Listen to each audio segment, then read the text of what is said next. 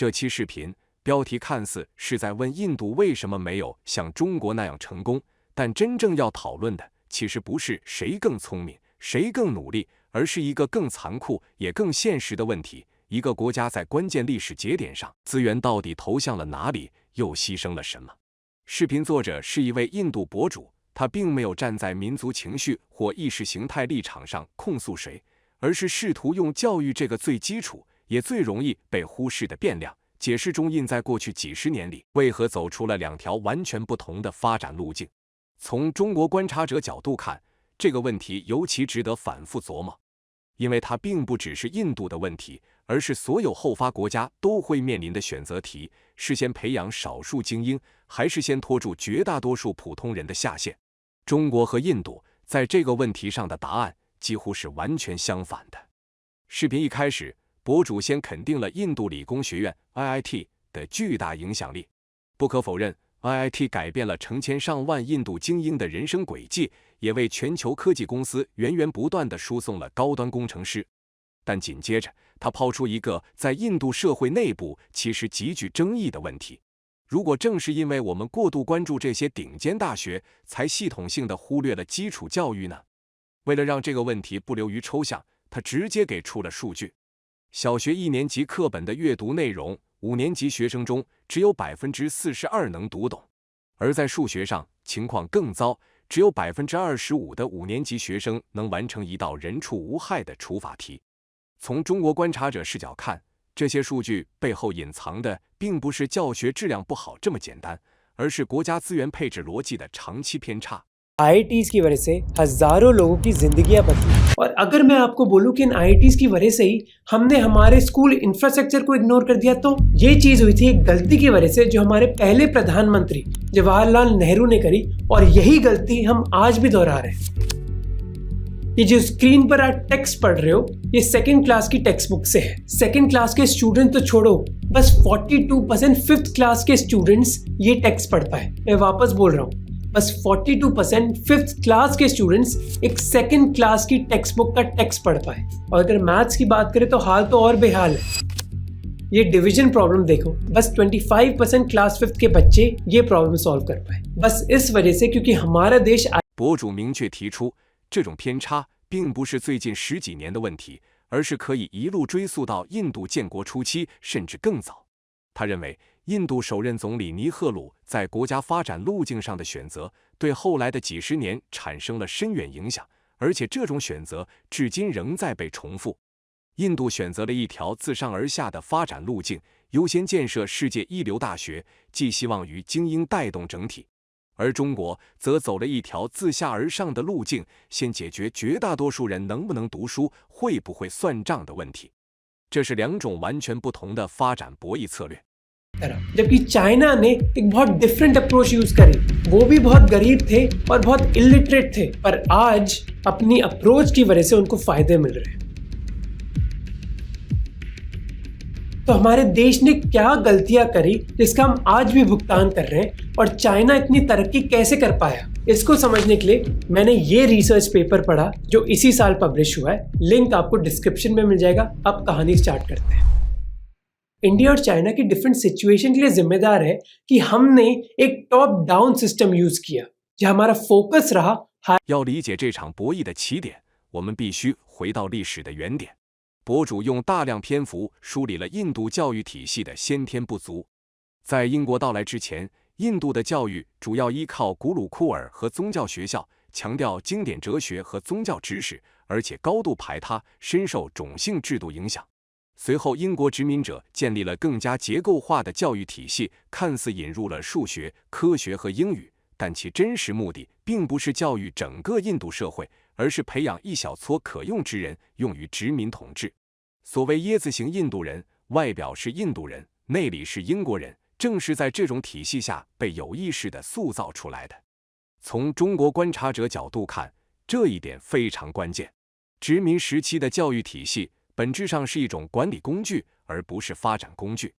अंग्रेजों से पहले एजुकेशन हमारे देश में गुरुकुल या फिर रिलीजियस स्कूल्स के द्वारा दी जाती थी, जहाँ फोकस होता था स्क्रिप्चर्स, फिलॉसफी और रीजनल लैंग्वेज पर। गुरुकुल मानो एक तरीके की हॉस्टल एजुकेशन होती थी, जहाँ बच्चे घर छोड़कर अपने गुरु के साथ बैठते थे वेद का ज्ञान हासिल करने के लिए। इस विद्या में बोला जाता था कि ज्ञान बस बाहरी दुनिया में ही नहीं बल्कि आपके भीतर भी है। पर ये एजुकेशन सिस्टम सबके लिए नहीं था। समाज के कास्ट डिविजन्स का एक भारी असर पड़ा इस एजुकेशन सिस्टम पर। बस ब्राह्मण ही टीचर्स बन सकते थे और स्टूडेंट्स के बीच भी डिस्क्रिमिनेशन था। फिर अंग्रेज हमारे देश को चलाने लग गए। We happen to be the best people in the world, with the highest standards of decency and justice, liberty and peace.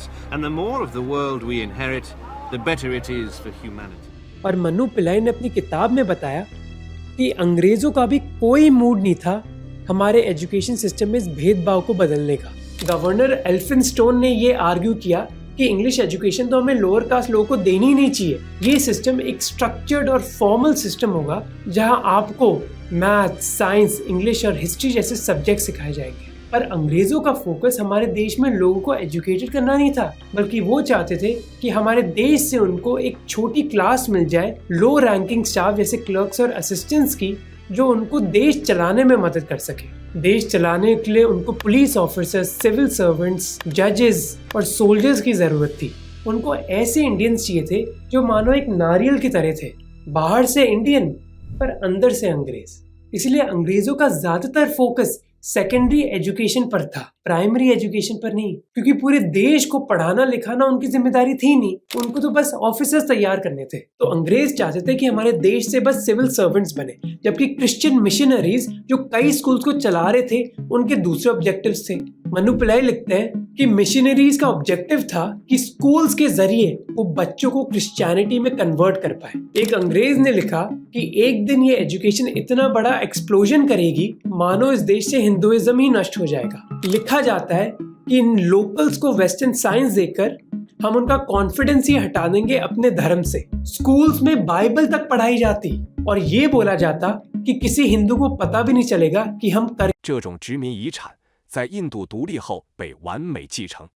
视频给出了一个触目惊心的对比，在1910年到1940年间，印度约50%的教育经费被投入到中等教育，而当时全国的识字率只有15%。也就是说，国家在绝大多数人还不识字的情况下，优先投资中等和精英教育。这种结构性错配在独立后并没有被彻底纠正。独立之后，印度迎来了重新选择命运的历史时刻。尼赫鲁相信工程师和科学家能够引领国家走向现代化。印度理工学院在这样的背景下被赋予了极高的政治和象征意义。但问题在于，当国家有限的财政和行政资源被高度集中到少数精英机构时，基础教育的地基并没有同步夯实。1961年，印度的识字率只有28%，但在此前10年里，印度已经建成了多所 VIT 和 IIM。从表面上看，这是印度追求科技强国的雄心，但从中国观察者的角度看，这恰恰是印度发展战略的致命短视。在一个1961年识字率只有28%的国家，把有限的教育资源砸向顶尖高校，就像在沙漠里种参天大树，即便树活了，也无法形成一片森林。1910 से 1940 के बीच एजुकेशन का 50% एक्सपेंडिचर सेकेंडरी लेवल पर था, 50% एक्सपेंडिचर सेकेंडरी लेवल पर था, जब बस 15% देश लिटरेट था, बस 15%। उन्होंने कोई रिफॉर्म भी क्रिएट नहीं किया जिससे प्राइमरी एजुकेशन कंपलसरी हो सके, इसलिए हमारी देश की लिटरेसी रेट ज्यादा बढ़ी नहीं। फिर देश आजाद हुआ।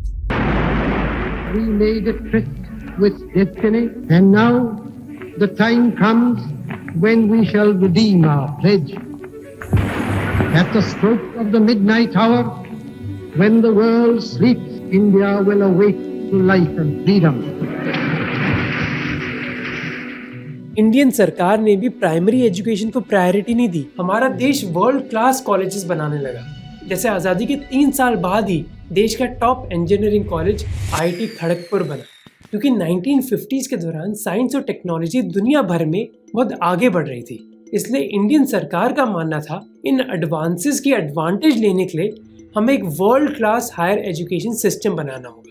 वर्ल्ड वॉर 2 के बाद इंडिया को पता चला कि हमें टेक्निकल वर्कर्स की ज़रूरत है, क्योंकि इस वॉर के दौरान चाहे मशीनरी हो, टूल्स हो, टेक्निकल एक्सपर्टीज हो, वो भारत में आती ब्रिटेन या फिर दूसरे देशों से, जिसके बाद हमारे पॉलिटिशियंस को रियलाइज हुआ कि हम दूसरे देशों पर निर्भर नहीं कर सकते, और इसीलिए 1944 में आर्दशीर दलाल, जो एक एक्स सिविल सर्वेंट है, उनकी लीडरशिप में एक department of planning and development बनाया गया, जहां उन्होंने कहा कि हमें साइंस और टेक्नोलॉजी पर फोकस करना होगा अगर हमें देश की प्रॉब्लम्स को सॉल्व करना हो तो, और इस चीज के लिए हमें लोगों को टेक्निकल स्किल्स देने होंगे। इसीलिए उन्होंने 2 कदम उठाए। पहला, उन्होंने बनाया department of scientific and industrial research, और दूसरा उन्होंने एक सरकार कमेटी बनाई जिससे हमारे देश में टेक्निकल एजुकेशन बढ़े। इस सरकार कमेटी ने कहा कि हमें 4 एडवांस टेक्निकल कॉलेजेस बनाने चाहिए हमारे देश में, यूएस के MIT की तरह। प्रधानमंत्री नेहरू ने ये रिकमेंडेशंस एक्सेप्ट करी और हमारे देश ने वर्ल्ड क्लास कॉलेजेस बनाना स्टार्ट किया, जैसे IIT खड़गपुर।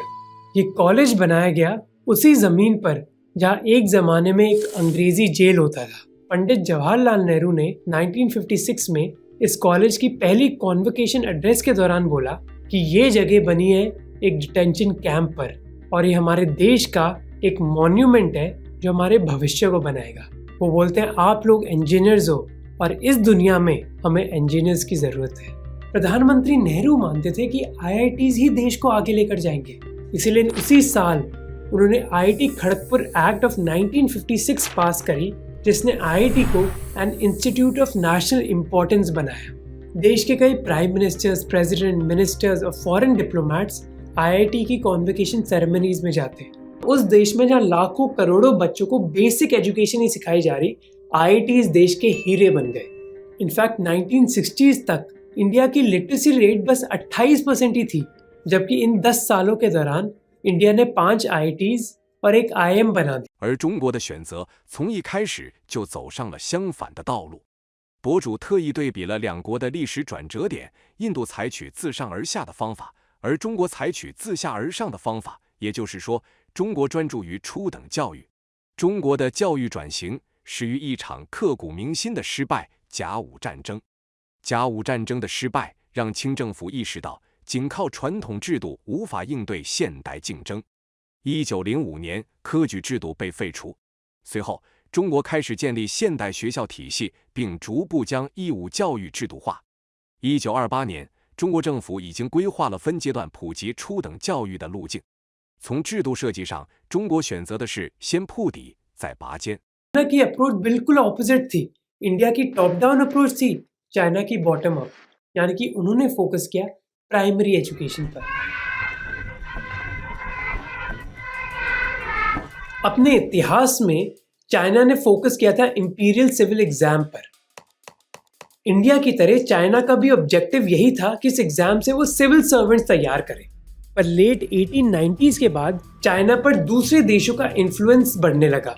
पहली साइनो जापानीज वॉर के बाद चाइना को एक बहुत बुरी हार झेलनी पड़ी जापान के खिलाफ, जिसने चाइना को बताया कि वो जापान और दूसरे देशों से मिलिट्री और इक्विपमेंट के मामले में बहुत कमजोर है। इस हार ने चाइना की चिंग डायनेस्टी को हिला दिया और उनको ये रियलाइज हुआ कि जब तक चाइना अपने इंस्टीट्यूशंस को मॉडर्नाइज नहीं करेगा, उनको ऐसी हार झेलनी ही पड़ेगी, जिसकी वजह से 1905 में चिंग डायनेस्टी ने इंपीरियल सिविल सर्विस एग्जाम्स को कैंसिल किया और स्पेशलाइज स्कूल्स तैयार करे मॉडर्न एजुकेशन के बेसिस पर। उन्होंने देखा कि जापान में तो बच्चों के लिए कंपलसरी एजुकेशन है, पर चाइना में नहीं है। इसलिए अगले साल ही उन्होंने कंपलसरी एजुकेशन लॉ पास किया, जिसने कहा कि 7 साल की उम्र के बच्चों को स्कूल्स जाना ही होगा। 1928 में चाइनीज सरकार ने डिसाइड किया कि वो प्राइमरी एजुकेशन को और बढ़ावा देंगे 3 फेजेस में। पहली फेज में उन्होंने 80% बच्चों के लिए कंपलसरी एजुकेशन करी 1 साल के लिए। दूसरी फेज में ये कंपलसरी एजुकेशन 2 साल की हो गई और आखिरी फेज में 4 साल की। तो जहां इंडिया का बजट सेकेंडरी और टर्सरी लेवल्स की तरफ जाने लगा, चाइना का फोकस कई सालों से प्राइमरी लेवल पर था और धीरे धीरे सेकेंडरी और टर्सरी लेवल।这里有一个关键的博弈逻辑，博主虽然没有明说，但作为中国观察者，我们必须点透，教育战略的选择本质上是国家发展目标的体现。印度独立后，迫切希望通过精英教育快速培养一批科技人才，摆脱对英国的技术依赖。这种急功近利的心态可以理解，但却忽略了一个基本事实：工业发展需要的不是少数顶尖工程师，而是数以亿计的具备基本读写和计算能力的产业工人。而中国从清末开始就意识到，强国的根基是强民，没有全民教育的普及，所谓的现代化就是空中楼阁。这种认知差异在20世纪80年代开始显现出巨大的差距。当时，印度60%的成年人仍然是文盲，而中国这一比例已经下降到22%。正是这38个百分点的差距，奠定了此后几十年中印发展的不同底色。在中国，因为普及了基础教育，数百万原本面朝黄土背朝天的农民可以进入工厂、进入服务业，成为工业化进程中的可用劳动力。从中国观察者角度看，这并不是人口红利这么简单，而是教育红利率先兑现。视频用一个极具代表性的中国故事，说明教育如何改变阶层流动。从农民到工人，从工人到经理，再到企业家，这种路径在中国并非个案。基础教育为普通人搭建了向上流动的阶梯，而工业发展又为这些人才提供了施展才华的舞台，形成了教育普及、劳动力素质提升、产业升级、经济发展的良性循环。而在印度，类似的大规模路径并没有出现。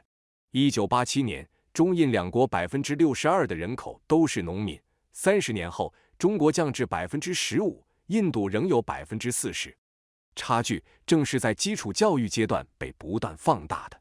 दोनों इंडिया और चाइना ने डिफरेंट अप्रोचेस यूज करी और इसके नतीजे हमें देखने को मिले 1980s में। उससे पहले दोनों ही देश गरीब थे और मोस्ट पॉपुलेशन अनपढ़ थी, पर 1980s में आते आते जहां इंडिया की 60% अडल्ट पॉपुलेशन इलिटरेट थी, ये नंबर चाइना के लिए बस 22% था।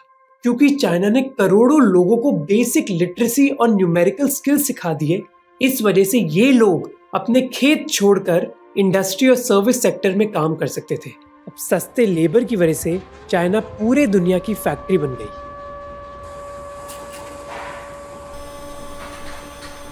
वो परिवार जो एक टाइम किसान होते थे, कुछ टाइम बाद फैक्ट्री में लेबरर्स बन गए।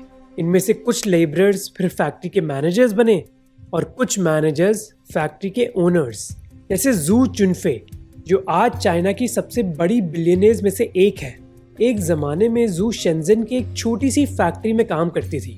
1993 में बस 22 साल की उम्र में उन्होंने अपने 2 लाख रुपए की सेविंग्स यूज़ करी एक नई कंपनी लॉन्च करने के लिए, लेंस टेक्नोलॉजी, जो हाई क्वालिटी ग्लास स्क्रीन्स को मैन्युफैक्चर करती थी। उनकी और उनकी कंपनी की किस्मत बदली 2001 में, जब TCL कॉरपोरेशन ने उनको एक मोटा कॉन्ट्रैक्ट दिया। आज ये कंपनी इतनी बड़ी बन गई है कि वो हजारों लोगों को एम्प्लॉय करती है, जिनके परिवार एक ज़माने में खेती करते थे। और यही कहानी है चाइना की, जहाँ एजुकेशन ने किसानों को लेबरर बनाया, कुछ लेबरर्स को मैनेजर और कुछ मैनेजर्स को ओनर। पर अनफॉर्चुनेटली हमारी एजुकेशन की वजह से ये इंडिया में नहीं हुआ। 1987 में दोनों इंडिया और चाइना में 62% लोग खेती करते थे। अगले 30 सालों के दौरान ये नंबर चाइना के लिए बस 15% हो गया, पर इंडिया के लिए 40%। अब क्योंकि इंडिया में कंपल्सरी एजुकेशन लॉ ही नहीं था, इसलिए करोड़ों लोगों के पास बेसिक स्किल्स नहीं थे, और क्योंकि उनके पास वो स्किल्स नहीं थे, वो खेती छोड़ ही नहीं पाए। सिचुएशन सबसे खराब है किसानों के बच्चों की। ना उनके पास स्किल्स है खेती छोड़ने के लिए और ना खेती में पैसे हैं, इसीलिए वो उधर अटक गए। जैसे हसीब अहमद की बात करते हैं, उत्तर प्रदेश के रामपुर इलाके से। उन्होंने 2020 के फार्म लॉस के खिलाफ प्रदर्शन किया था। वो कहते हैं कि उनके 2 बच्चे हैं, एक 12th में और एक 9th में, और दोनों खेती से कुछ करना ही नहीं चाहते। बच्चों अपनी जिंदगी में कुछ और हासिल करना चाहते हैं। उन्होंने देखा कि मैंने अपनी पीठ कितनी तोड़ी है, पर उस चीज के लिए मुझे कुछ मिला नहीं। इंडिया में एक छोटे से किसान के पास बस करीब 1 हेक्टेयर जमीन है और उनकी एवरेज इनकम करीब 10,000 रुपए, यानी कि वो साल के कमाते हैं 1,20,000 रुपए, पर 70,000 से ज्यादा रुपए का तो उन पर कर्ज है। कहाँ से रोटी सब्जी खाएंगे? इसलिए सीता आर्या उत्तर प्रदेश के अमरोहा डिस्ट्रिक्ट से कहती हैं कि वो चाहती कि उनके बच्चे किसान बनने की बजाय कोई बीड़ी या पान की दुकान ही खोल ले। वो कहती हैं कि मेरा परिवार कर्ज से डूब रहा है, मैं कैसे अपने बच्चों को कहूँ कि तुम इसी खेती बाड़ी में लगे रहो। जबकि मैं आपको उदाहरण देता हूँ कि चाइना में कितनी अलग सिचुएशन है। जियानफू में, चाइना की फुजियान प्रोविंस में सुनताई गांव से हैं और उनका पूरा परिवार किसानों का है। छोटी सी उम्र में वो भी परिवार के खेत में ही काम करते थे। 12 लोग एक ही घर में रहते थे। अब क्योंकि चाइना में कंपल्सरी लॉ था एजुकेशन का, इसलिए उनको स्कूल जाना ही पड़ा। स्कूल गए और फिर 2002 में उन्होंने अपनी ग्रेजुएट स्टडीज कंप्लीट करी और बीजिंग में उनको एक रिसर्च इंस्टीट्यूट में एक जॉब मिली। उनकी बहन भी एक कॉलेज अटेंड कर पाई जहां सरकार ने कोई फीस भी नहीं ली। आज सभी लोगों की एक अच्छी 视频进一步指出，印度并非没有成功案例。IT 产业 IIT 毕业生在全球范围内非常成功，但问题在于，这是一种高度尖峰化的成功。大量最优秀的毕业生选择离开印度，在海外实现个人价值，却无法在国内形成规模化产业转化。从国家博弈视角看，这意味着教育投资的回报被其他国家持续收割。 अब हमारे देश में हजारों आईटी ग्रेजुएट्स की तो जिंदगी बन गई है, पर उन लाखों लोगों का क्या जो किसान के बेटे बेटी हैं। और हमने आईटी जैसे हीरे तो बना दिए, पर हमें ये भी रियलाइज करना चाहिए कि आईटी के ग्रेजुएट्स के लिए ज्यादा अपॉर्चुनिटी इंडिया के बाहर है। What do we import from India? We import really smart people, seem to share a common credential. They're graduates of the Indian Institute of Technology, better known as IIT. Meta हो, Google हो या फिर open AI हो, जब आप इनकी engineering team देखोगे, mostly ये आईआईटीएंस ही हैं। इनफैक्ट मैंने एक वीडियो बनाया था आईआईटी जेईई के टॉप रैंकर्स के बारे में, जिसने ये दिखाया कि जितनी ज्यादा आपकी रैंक है उतनी ज्यादा प्रोबेबिलिटी है कि आप देश छोड़ के दूसरी नौकरी लोगे। इनफैक्ट टॉप 1000 रैंकर्स में देश छोड़ने की प्रोबेबिलिटी 38% है, टॉप 100 में 62% और टॉप 10 में 90%। अब ऑफ कोर्स हर आईआईटी देश छोड़कर नहीं जा रहा, पर टॉप 1000 में से 38% बहुत अच्छा खासा नंबर है। तो हमने मानो एक स्क्विड गेम जैसा सिस्टम क्रिएट कर लिया, जहां अगर आपने जेईई सिस्टम की red light green light game पार कर ली तो आपकी जिंदगी बन गई, पर अगर नहीं करी तो क्या। अब ऑफ कोर्स कुछ लोग अपना बिजनेस सेटअप करेंगे, मार्केटिंग में अच्छा करेंगे, कंटेंट क्रिएटर बन जाएंगे, पर उन लाखों करोड़ों लोगों का क्या जिनके पास ये अपॉर्चुनिटी नहीं है, जो एक किसान के परिवार में पैदा हुए हैं, जिनके पिताजी ऑटो चलाते हैं और उनको एक सरकारी स्कूल में भी ढंग की नॉलेज नहीं मिल रही।博主进一步深挖问题根源，发现教育资源分配的失衡，本质上是政治优先级的错位。他引用拉贾斯坦邦一位公立学校老师的话：“当政府官员来到我们学校时，他们检查我们中午饭提供的牛奶质量，并不检查我们是否正确的教授印地语或数学。政客们知道，给孩子们送电脑、改善营养餐这些看得见摸得着的政绩，比提升教学质量这种慢功夫更容易赢得选票。而那些真正关乎孩子未来的基础教育质量，却因为见效慢、难考核，被政客们抛在脑后。再加上公立学校师资不足，教学质量低下，基础设施缺失，甚至出现老师不会读英语却教英语的荒诞场景。尽管印度教育支出占 GDP 的比例并不低，但由于教育从未成为真正的政治优先事项，资源使用效率极低。而中国在2008年后将教育上升为国家战略，系统性的改善农村教育、教师待遇和技术覆盖。 सवाल जो हमें पूछना चाहिए वह कि देश की आज़ादी के 70 साल बाद भी हम हमारे एजुकेशन सिस्टम में इतना बदलाव क्यों नहीं कर पाए हैं। जीडीपी का 4% हमारा देश एजुकेशन पर खर्च करता है, जो एक बुरा नंबर नहीं है। प्रॉब्लम ये नहीं है कि हम पैसा खर्च नहीं कर रहे, प्रॉब्लम ये है कि हम पैसे को ढंग से खर्च नहीं कर रहे, क्योंकि ये एक पॉलिटिकल प्रायोरिटी ही नहीं है। राजस्थान के धौलपुर गांव में एक सरकारी स्कूल टीचर ने कहा कि जब सरकारी ऑफिशियल्स हमारे स्कूल आते हैं, वो चेक करते हैं कि दूध की क्वालिटी क्या है जो हम मिड डे मील में सर्व कर रहे हैं, ना कि हम मैथ या फिर हिंदी ढंग से सिखा रहे हैं या फिर नहीं। क्योंकि पॉलिटिशियंस को भी पता है कि जो दिखता है वही बिकता है।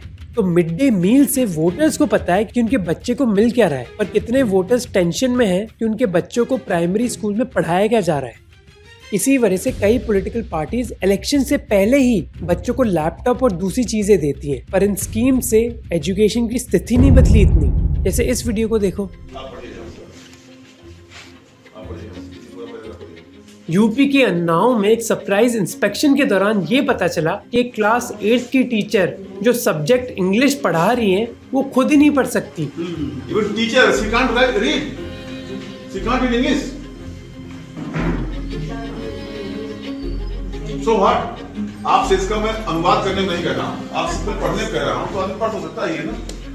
अब ये भी गलत होगा कि हम सारा दोष पंडित नेहरू को ही दे रहे हैं। 75 साल हो गए देश की आज़ादी को, अभी भी ये प्रॉब्लम फिक्स नहीं हुई है। जैसे मैंने अपने रीसेंट IAS वीडियो में बताया था कि टीचर्स पर इतना पेपर वर्क थोप दिया गया है कि बच्चों को कंप्यूटर लैब यूज करने की बजाय उनको टेंशन रहती है कि कंप्यूटर चोरी ना हो जाए।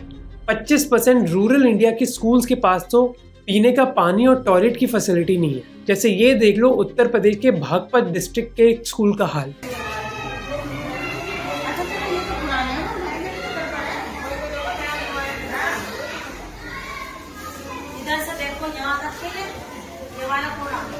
इसी वजह से बच्चे पब्लिक स्कूल्स नहीं बल्कि प्राइवेट स्कूल जाते हैं।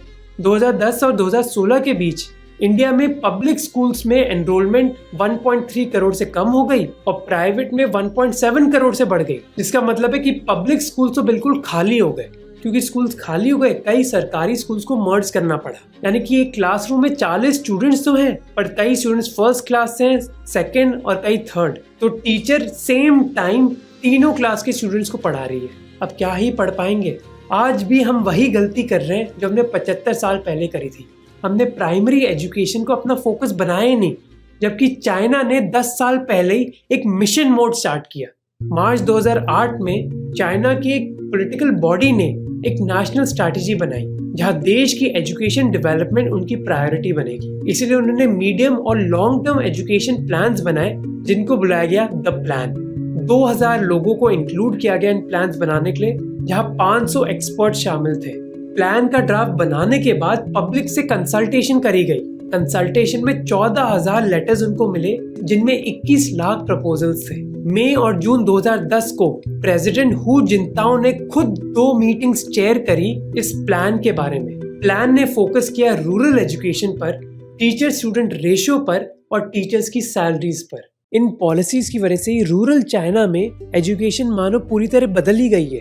जैसे ये है हेड प्रिंसिपल चाइना के डिंगशी एरिया में, और वो कहते हैं कि सरकार ने टेक्नोलॉजी इक्विपमेंट में काफी पैसा खर्च किया है, जिसकी वजह से गांव के बच्चों में भी अब उतना ही कॉन्फिडेंस देखने को मिलता है जो चाइना के शहरी बच्चों में देखने को मिलता है। अब हालांकि कई टीचर्स चाइना में भी गाँव में नहीं पढ़ाना चाहते, पर टेक्नोलॉजी की वजह से वो टीचर्स जो शहरों में बेस्ड हैं वो भी गाँव के बच्चों को वीडियो कॉन्फ्रेंस के जरिए पढ़ा पाते हैं। इसीलिए चाइना की तरह ही इंडिया को भी इसको एक पॉलिटिकल प्रायोरिटी बनाना होगा, पर चाइना ने पूरी उल्टी पॉलिसी अपनाई, जिसकी वजह से आज उनको कई।作为中国观察者，我必须补充一点博主没有提到的细节：中国的义务教育普及背后是举国体制的强大支撑。从2级攻坚，基本普及9年义务教育，基本扫除青壮年文盲，到义务教育均衡发展，再到乡村振兴中的教育振兴，中国把基础教育普及作为国家战略，各级政府层层压实责任，投入了海量的人力、物力、财力。我们曾经也面临农村教育薄弱的问题，但通过特岗教师计划吸引人才下乡，义务教育阶段学杂费全免，减轻家庭负担。教育信息化 2.0 实现优质资源共享等一系列组合拳，逐步缩小了城乡教育差距。这种一张蓝图会到底的战略定力，正是印度最缺乏的。印度的教育政策常常随着政党更迭而摇摆，很少有能坚持10年以上的长期规划。博主在视频中提到的哈里亚纳邦 Shaksham 项目，或许能给印度带来一丝希望。这个项目由首席部长亲自负责，聚焦提高学校学习成果，最终119个街区中有94个被宣布为胜任的，证明只要印度政府真的把基础教育当回事，就一定能取得成效。但问题在于，这种局部成功能否转化为全国行动？ हरियाणा जैसी स्टेट्स ने ये करने की जरूर कोशिश करी है। एक सक्षम घोषणा प्रोग्राम के जरिए वो स्कूल लेवल पर लर्निंग आउटकम्स बढ़ाने की कोशिश कर रहे हैं, और इसकी accountability chief minister Manohar Lal Khattar ने खुद ली थी। हरियाणा के जो मेधावी बच्चे हैं लगभग 8,000, उनको सम्मानित किया जाएगा। लेटेस्ट रिपोर्ट्स के हिसाब से 119 में से 94 ब्लॉक्स अब सक्षम डिक्लेयर कर दिए गए हैं इस प्रोग्राम के जरिए। इसका मतलब है कि सरकारी स्कूलों में बच्चों की लर्निंग बहुत हद तक इम्प्रूव हो गई है।